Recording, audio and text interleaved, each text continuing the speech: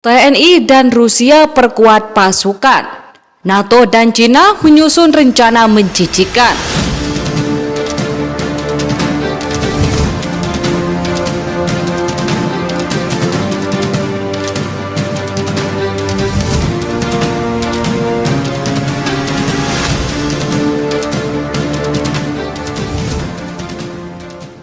Hai, halo, kembali lagi bersama Mimin di sini. Jangan lupa tekan tombol merah yang ada di bawah agar kalian tidak ketinggalan video-video terbaru dari Kabar Pertahanan.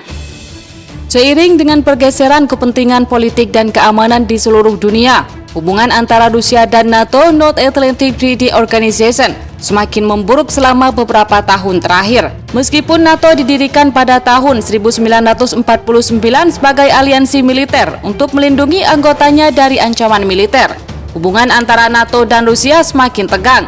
Pada 2014 ketika Rusia menyerap kimia dari Ukraina, hal ini membuat NATO menetapkan sanksi ekonomi terhadap Rusia dan dari situlah hubungan antara kedua belah pihak semakin memburuk.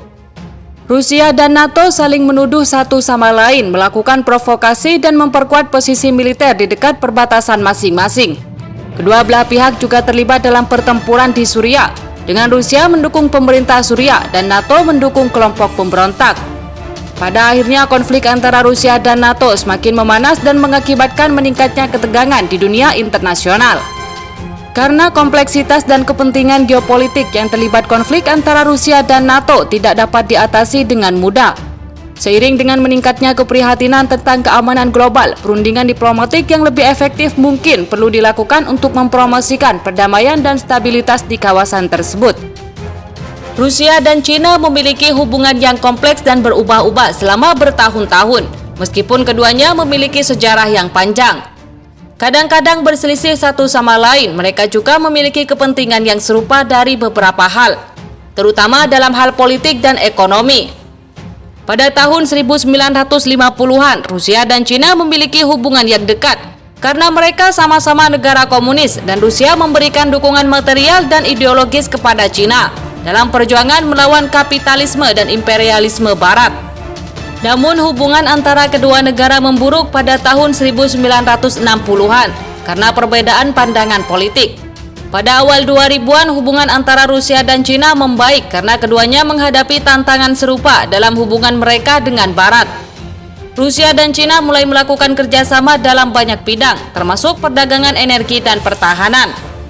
Keduanya juga memiliki sikap yang sama dalam hal isu internasional, seperti kebijakan luar negeri Amerika Serikat dan status Taiwan.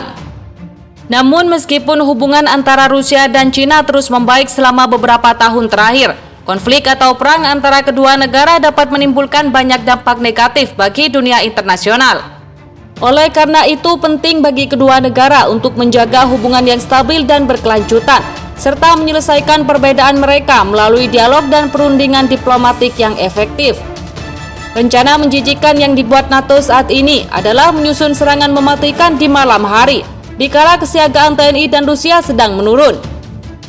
NATO menyusun serangan dengan senjata yang hampir 99% tidak memiliki suara, senjata yang selama ini belum pernah digunakan oleh NATO. Serangan ini ditargetkan menyerang kamp-kamp TNI di Cina. Serangan ini sangatlah menjijikan mengingat serangan ini terhitung serangan curang, karena dilakukan saat musuh tidak siap memulai perang. Gimana nih pendapat kalian tentang video berita di atas? Jangan lupa penuhi kolom komentar di bawah ini. Saya pamit undur diri, wassalam.